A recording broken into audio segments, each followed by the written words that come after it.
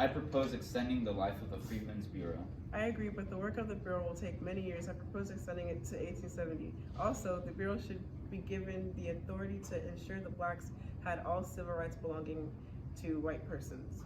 Well, let me go ask President Johnson if he approves of this bill.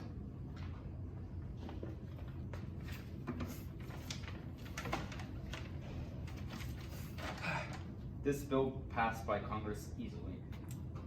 Veto.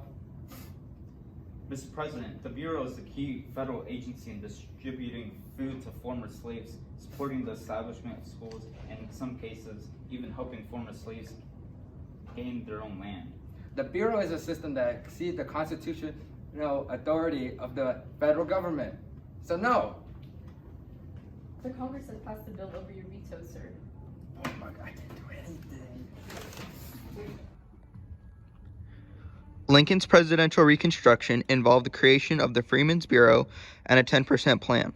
According to his plan, created in 1863, a southern state could not be readmitted to the Union once the percent of its voters from the election of 1860 swore an oath of allegiance to the Union. Hello, my fellow Americans. I understand this war has been very difficult, but if we wish to avoid another similar event, we must change our ways.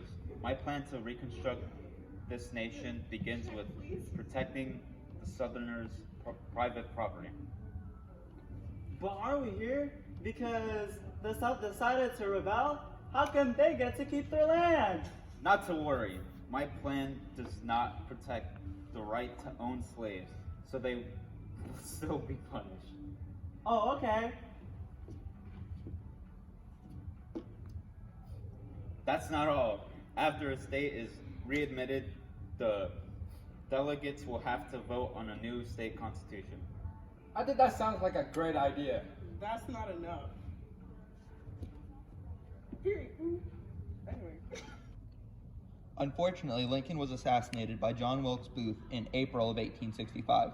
It was because of this that his 10% plan never went into act.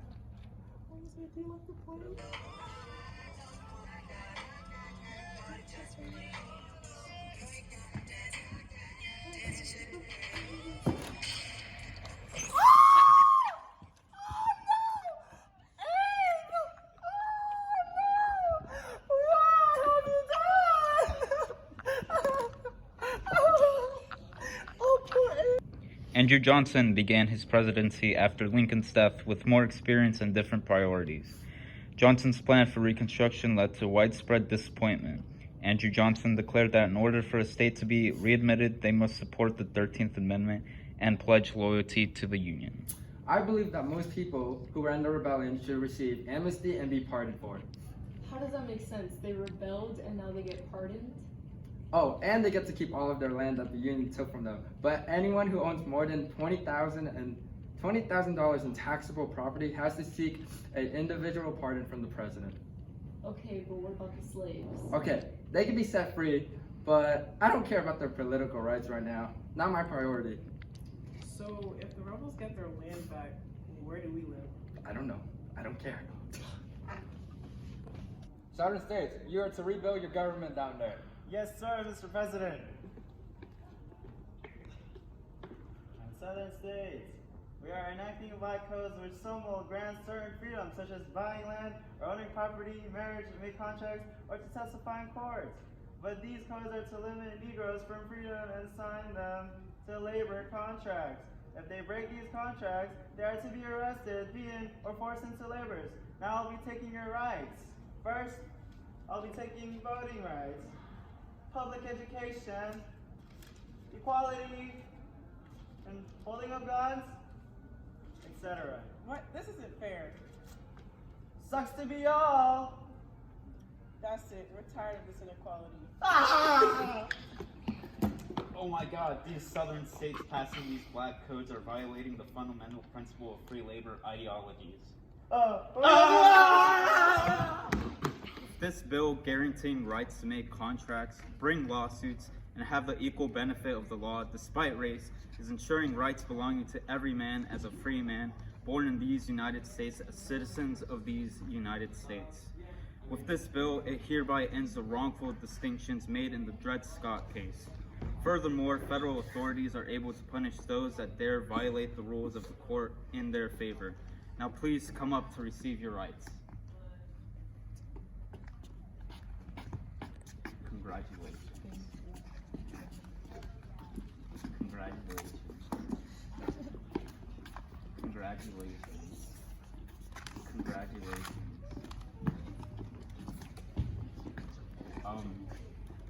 Better luck next time. Hey, maybe we should have passed this bill. It doesn't favor us. It favors the Negroes. So let's not pass this bill. Well, me and Congress are gonna pass it anyway because you're doing a horrible job. Well, after several months and with much compromise, it is done. All persons born or naturalized in the United States are subject to the jurisdiction thereof, are citizens of the United States and of the states wherein they reside. No state shall make or enforce any law which shall abridge the privileges or immunities of citizens of the United States, nor shall any state deprive any person jurisdiction the equal protection of the laws, while also changing the 3/5 clause, and any state restricting voting rights will get their representation in Congress reduced. Also, any and all those who rebelled against the government of these shall never again hold office of any kind, and any and all debts of the Confederacy are void. Secretary of War Stanton, you are hereby dismissed of your position. What? You don't have the power to do that. Yes, I do.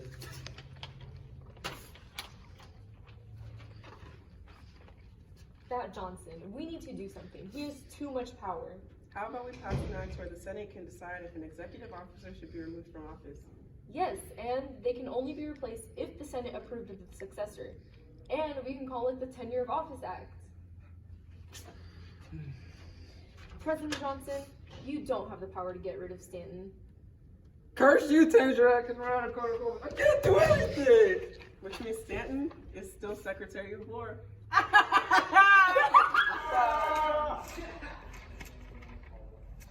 Veto! We need to vote to overrule that veto. Sorry, Mr. President, but that law passed. Fine! Veto! We need laws that limit the president's power. Let's pass the Tenure Act. Any person the president appoints must be approved by the Senate and cannot be replaced until the Senate approves a successor. I agree. We should pass the Tenure Act. Secretary of War Stanton, come here. Yes, Mr. President. You're fired! You can't do that. You violated the Tenure Act. I can do it in the power of the President of the United States of America. I can't stand here. I propose to impeach him. Let's vote. You're lucky, Mr. President. So lucky. Today, presidential candidates Grant and Seymour will be debating the issues of equal voting rights, equal pay for former slaves, and Reconstruction in the southern states. Good evening, gentlemen. Good evening, sir. Good evening, sir. Shall we begin? We shall. What are your opinions on equal voting rights for former slaves? Well, I think former slaves should have equal voting rights as whites. In the Army, they were just as brave and strong as many white men. That's a good point, Seymour. How about you? Slaves should not have the right to vote because they are inferior to the white man. Okay, next question. Should former slaves have the same rights as white men? I think they should. In the Army, we allow them to participate in the military courts and have equal pay with the white men. Former slaves don't deserve the same rights as white men because slaves are savages that need our help to civilize them. Interesting. Last question. What do you think about Reconstruction in the South? I think the Union is doing a great service to the South, helping them rebuild their economy and protecting slaves from stubborn slaveholders who refuse to give them their freedom. I hate the idea of Reconstruction. We are being ruled by an inferior race of savages and madmen. You have destroyed the economy and with it, the Southern way of life. Well, folks, this was a heated debate, but in the end, Grant won fair and square. In February 1869, Grant was soon entering office, and Congress moved quickly to resolve the issue on voting rights.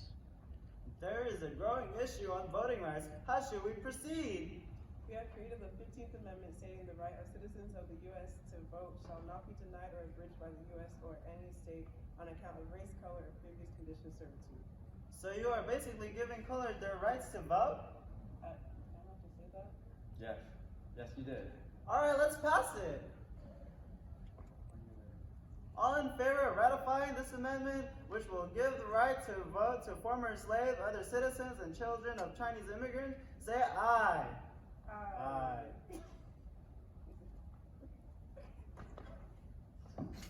In the wake of the ratification of the 15th Amendment, many women were disappointed by the amendment.